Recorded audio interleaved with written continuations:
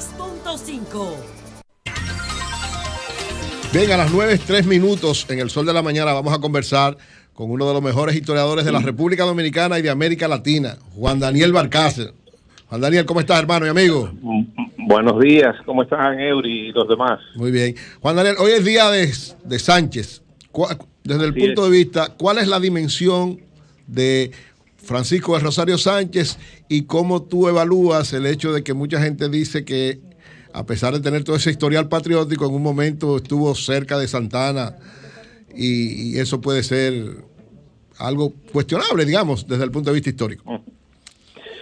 Bueno, Sánchez hoy en el 204 aniversario 204 aniversario de su natalicio, es un justo reconocimiento que se hace a su memoria, a recordar su legado.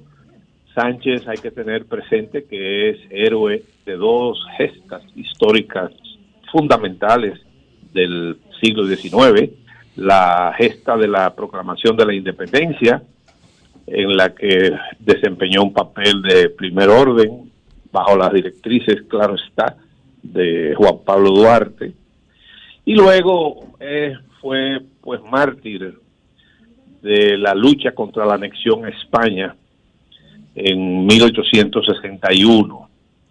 A lo largo de su carrera pública, bueno, pues sostuvo posiciones políticas que no necesariamente estaban en sintonía con la doctrina duartista y de los trinitarios, pero al igual que Mella y otros trinitarios, Sánchez, después de la amnistía que promulgó el presidente Manuel Jiménez en 1848, regresó al país luego de su primer exilio de 4 años y se incorporó al proceso de sostenimiento y defensa de la independencia nacional.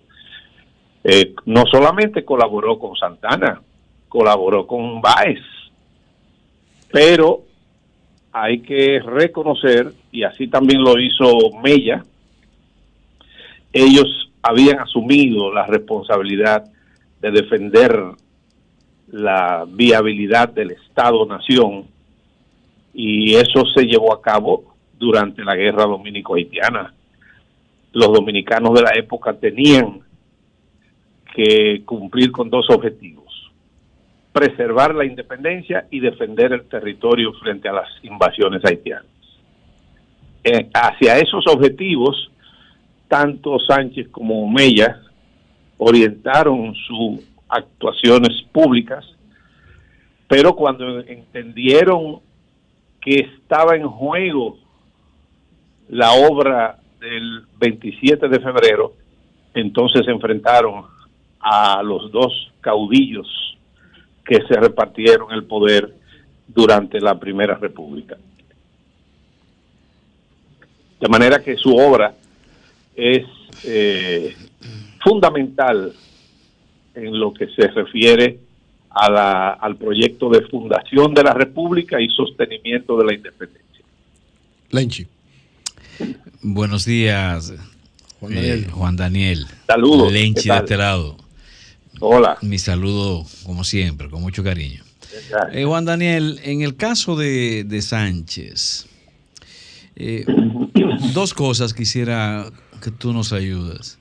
Uno, el tema de su color, siendo un mulato negro, ¿de qué manera influía en ese entonces el tema del color de la piel, el racismo, en una figura de tal nivel, de tal altura como Sánchez, rodeado de personas de origen español o francés o francesa?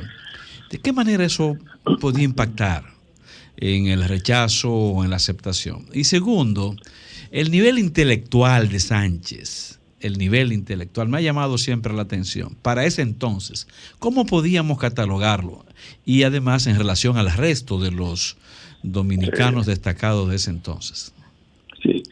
Fíjate, lo primero, en relación con el tema de su color, en su época eso no significó absolutamente nada, en el sentido de que la sociedad dominicana de esa época y con posterioridad a esa misma época, era una sociedad mulata. Del grupo trinitario, apenas uno o dos, como Duarte, podían ser señalados como blancos, pero todos eran mulatos y no existía en la sociedad entonces la discriminación racial. Sánchez era negro, los Puellos eran negros, Santana era mulato, Báez era ralo, mulato también. Es decir, eso no era parte de la estructura mental de la sociedad de Santo Domingo de la época. De manera que por su color no fue rechazado. Que algunos se burlaran de él, bueno, se dice que cuando fue fusilado en San Juan, Sánchez era muy alegre, era una persona risueña, que hacía bromas, y que Antonio Abad Alfao se desmontó del caballo y ya inerme el cuerpo del héroe, lo tocó con su espada y dijo, ríete ahora, negrito. Wow. Pero eso es un decir. Recuérdese que en Santo Domingo del siglo XIX y todavía hoy, aunque ya con mayor, existen, digamos que valoraciones de carácter racial, los dominicanos no eran una sociedad racista. De manera que eso no afectó su proyección. Oli, que en ese momento no fue valorado como el prócer ninguno de ellos, porque eso es un reconocimiento de la posteridad que se hace en función de la obra que ellos llevaron a cabo. Oli, la pregunta, Oli. No se oye. Origina y se produce el mulataje precisamente por la pobreza de los señores, que hacía que el esclavo conviviera en todos los ámbitos con él y prácticamente se convertían en parte de la colectividad, y que eso fue lo que disolvió la esclavitud, la situación de pobreza de la mayoría de la gente, de digamos, los colonos y los esclavos. ¿Qué hay de realidad en eso?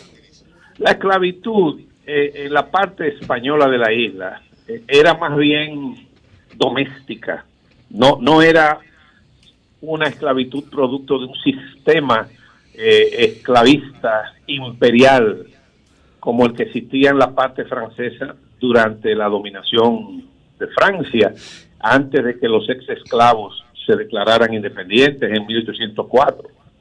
De manera que en Santo Domingo el esclavo, el que tenía esa condición hasta la que sobrevino la dominación haitiana, cuando fue abolido todo,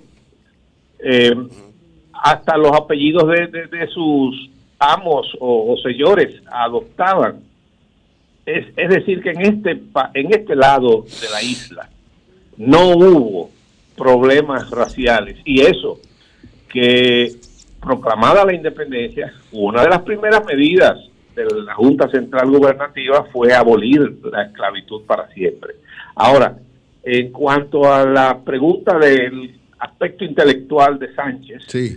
Sánchez fue como los demás miembros de su época, desde la Trinitaria, fue un joven de clase media baja, para utilizar una nomenclatura de los sociólogos de actualidad, en una sociedad eminentemente rural y precapitalista. Recuerden que para la época de la República, la Primera República, la población dominicana no llegaba a 200,000 personas. De manera que estamos hablando de un núcleo demográfico muy reducido. Sánchez, al principio, cuando se fundó la Trinitaria, jovencito, desempeñaba una posición, un puesto, un oficio que se llamaba peinetero en concha. Pero ya creada la República, después de 1849, Sánchez se desempeñó como defensor público, que era el título que se le daba a los que ejercían la profesión de abogado. Tuvo su bufete frente al Parque Colón y fue célebre algunos casos que defendió, que representó, tenía una amplia clientela, y en el plano político hubo un sonado caso en 1849. Lo traigo a colación porque revela su posición de defensor público.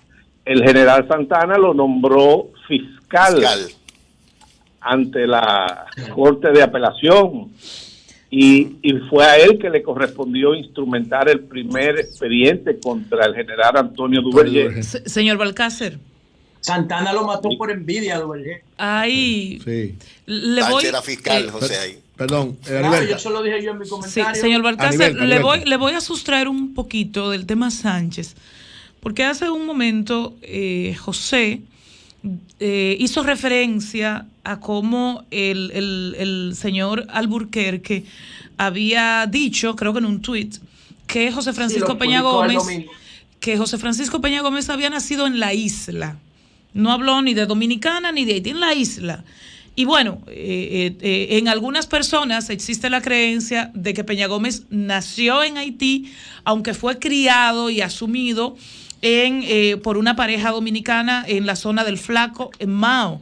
Otros entienden que es hijo de haitianos en términos biológicos, pero que él no nació en territorio haitiano. Para mí, en lo particular, independientemente de dónde haya nacido, es un dominicano grande, enorme, que nos hemos perdido el lujo de su presidencia. Ahora, en términos históricos, le pregunto, ¿qué documentos, de qué manera avalamos el nacimiento de José Francisco Peña Gómez? Bueno, hay que ir al registro civil.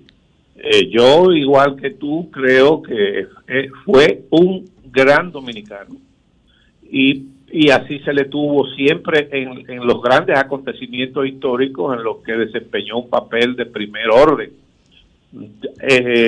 No me han llamado para hablar de Peña Gómez, de manera que no estoy tan al tanto de sus documentos del nacimiento, pero hasta prueba en contrario, como dicen los abogados, José Francisco Peña Gómez era dominicano y uno de los grandes dominicanos de la etapa democrática dominicana.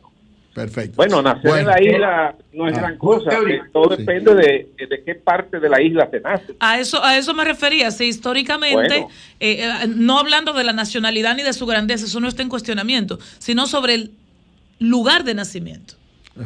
Bueno, que se sepa, el doctor José Francisco Peña Gómez nació y murió dominicano. Así es. Claro. José. Bueno, una pregunta, Juan Daniel. Ustedes aquí constituyen una comunidad intelectual, conocedores en detalles profesionales de la historia. ¿Cuál es el consenso en la comunidad intelectual de historiadores de República Dominicana sobre la presencia de los restos de Santana como símbolo del conservadurismo y del antidominicanismo como proyecto de Estado, ¿no? Porque lo mancilló permanentemente con el artículo 210 y después matando, persiguiendo y exiliando a sus principales líderes del ideario dominicano original, el del Duarte Trinitario. ¿Cuál es el consenso entre la intelectualidad dominicana de la historia? ¿Ustedes creen que Santana debe salir del panteón, que no merece ese espacio solemne y que manda un mensaje confuso a la sociedad? ¿O ustedes creen que se debe mantener ahí sobre la base de las justificaciones antihistóricas que hizo Balaguer en el 1978 para llevar sus restos del Ceibo al Panteón Nacional? Adelante, Juan Daniel. En la clase de los historiadores, las posiciones no están divididas, pero no están todas unificadas. Yo te diría que mayormente prevalece el criterio de que no deberían figurar en ese panteón de la patria, esos restos, pero están. Entonces, hay quienes son partidarios de que a los muertos se les debe dejar descansar tranquilos. Hay quienes entienden que no debe estar ahí, y otros entienden que deben dejarse descansar en paz. Ahora, hay un punto de vista que en la historiografía no es debatible. No podemos cambiar el pasado. Y el pasado nos enseña que el grupo trinitario fue el responsable del proyecto de liberación nacional, el proyecto nacionalista, que entonces el nacionalismo estaba en boga en ese entonces, y la proclamación de la República fue obra de ese grupo que lideró Juan Pablo Duarte. Pero el sector liberal de esa época chocó frontalmente con el sector conservador, que integraban Bobadilla, Santana, Caminero, Buenaventura Báez y otros. Entonces, esas dos cosmovisiones que se enfrentaron, la independentista pura y simple y la conservadora, que entendía que los dominicanos de la época no podían sostener su independencia por sus propios recursos, sin la asistencia de una potencia extranjera. Quienes gobernaron la República durante la Primera República y después fueron los conservadores. Y hay que entonces ubicarse en la mentalidad de la época. Tanto Báez como Santana, durante la Primera República, intentaron, primero con Francia, después con Inglaterra, después con España, así es, anexionar o concertar un protectorado. Ahora bien, ¿quién es la importante pregunta que yo les dejo para que ustedes también lo debatan? ¿Quiénes fueron los responsables de defender la naciente república frente a las invasiones haitianas? Bueno, entre ellos está el general Santana. Así y el es. general Santana, presidente de la República varias veces durante la Primera República, bueno, finalmente solamente fue escogido una vez. Él fue presidente por golpe de Estado. Óyeme, José, no puedes cambiar eso. Fue presidente. No, fue presidente. No importa. Claro, ¿quién iba a defender la República si él mataba a todos los liberales? Pero, óyeme, yo lo que le estoy planteando, no la escogencia, porque el sistema electoral durante la Primera República no era el sistema de ahora. No era democrático tampoco. Claro.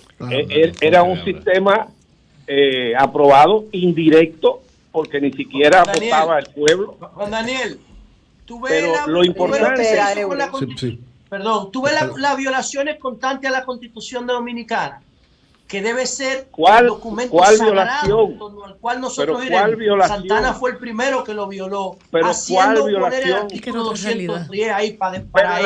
Pero el artículo, óyeme, José, el artículo 210 era parte de la Constitución, no era anticonstitucional. Claro. No, él no aceptó la Constitución y no aceptó la presidencia hasta que no se agregara ese. Sí, pero fue la actuación de agregaron el artículo. ¿Por qué no fue el que lo agregó? Se supone que alguien lo puso. Sí. Forma parte del texto, y como forma parte del texto, esa es la Constitución. Porque él la dobló por intereses personales. Pero perfecto, José. Bueno, está bien, como tú quieras. Pero por último de mi parte, Juan Daniel, espérate, ya tenemos no la comunidad, sino el historiador Juan Daniel Balcácer, que fue funcionario, que ha sido funcionario del capítulo histórico de los gobiernos del PLD. ¿Tú estás de acuerdo con que Santana permanezca en el Panteón Nacional después de que un año después de la independencia fusiló a María Trinidad Sánchez y después fusiló a Francisco Rosario Sánchez y fusiló a Manuel Jiménez y fusiló a Duvergé? Bueno, yo entiendo que esas figuras no debieron ser fusiladas, pero fueron personas sometidas a un juicio y condenados por un tribunal competente que estaba subordinado naturalmente a la voluntad del gobernante, y no debieron ser, a lo sumo, como era un choque político, debieron ser expulsados del país. Claro, no estoy de acuerdo con eso, pero sí estoy de acuerdo en que frente a las invasiones haitianas, Santana desempeñó un papel de primer orden, y como militar... Entonces, ¿debe quedarse en el panteón o debe salir?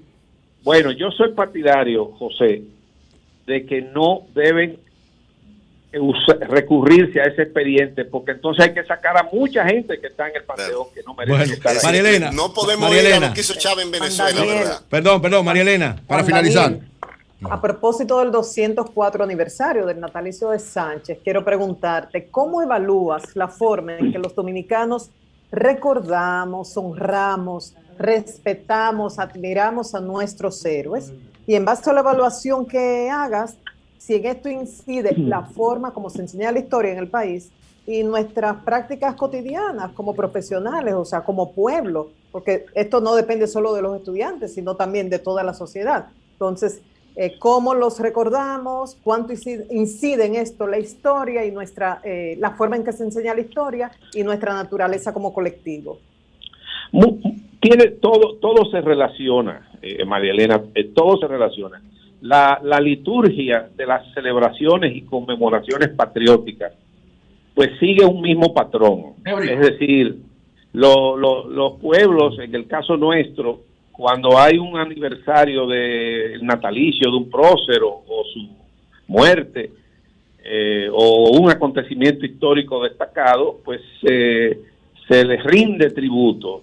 Pero luego la cotidianidad y los retos y las exigencias del presente hace que la colectividad olvide la obra de esos prohombres y mujeres que nos legaron una patria independiente. La enseñanza de la historia en las escuelas incide, y cada vez más es más endeble, más débil la formación de nuestros estudiantes en cuanto a la identidad nacional, precisamente por su poco acceso que tienen a la información histórica. Hay que mejorar todo eso, los currículos escolares, la competencia del magisterio para transmitir conocimientos y contenidos. Pero bueno, es muy amplio el tema. Finalmente y muy breve, puntual. Pregunta de José, finalmente. Sí, puntual, al historiador. Vamos a sacar el jugo aquí. Dos cositas breves. Precisas. Primera, ¿está usted de acuerdo con que la República Dominicana rompa el concordato de Trujillo y la Iglesia de 1954 para liberar la educación de todas las trabas de la escolástica, por un lado, el oscurantismo, y por otro lado, ¿está usted de acuerdo con que se construya una verja o un muro en la frontera para aislar a los haitianos, para que no vengan para acá? Dos cosas. En cuanto a la educación se refiere, yo soy partidario de una educación laica, totalmente, ecléctica, que transmita valores a nuestros estudiantes de todos los aspectos, ámbitos de la vida espiritual e ideológica. Y el muro, en cuanto al muro, pero yo digo la pregunta, ¿debemos nosotros zafarnos del concordato o debemos no es necesario romperlo para tu cambiar de acuerdo? Que pesa mucho sobre la educación. No sabía que desconocía que estaba en debate el concordato, pero si llegase el momento, hay que adoptar ya modernamente en estos tiempos.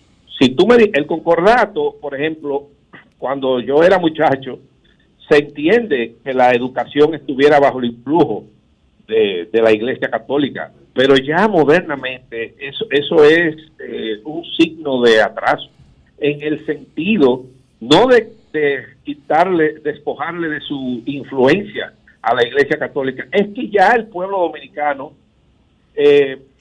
profesa diferentes cultos religiosos, claro, aunque la mayoría sea católica. Perfecto. Y sobre el muro, Juan Daniel, colegios evangélicos, finalmente, universidades evangélicas. El muro, yo no sé hasta qué punto eso va a evitar la penetración ilegal de haitianos. Yo pienso que donde hay que reforzar es en el sistema migratorio y de la aplicación de los derechos humanos, y que haya mayores controles de la migración y más reforzamiento entonces también del sistema nacional del registro civil, para que no sean registrados como dominicanos quienes no reúnen las condiciones.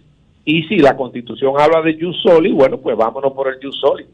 Pero perfecto, lo que hay que reforzar es nuestras políticas migratorias. Gracias, hermano y amigo Juan Daniel Balcácer. Gracias. Uno de los mejores historiadores de República Dominicana y de América Latina. Gracias, hermano.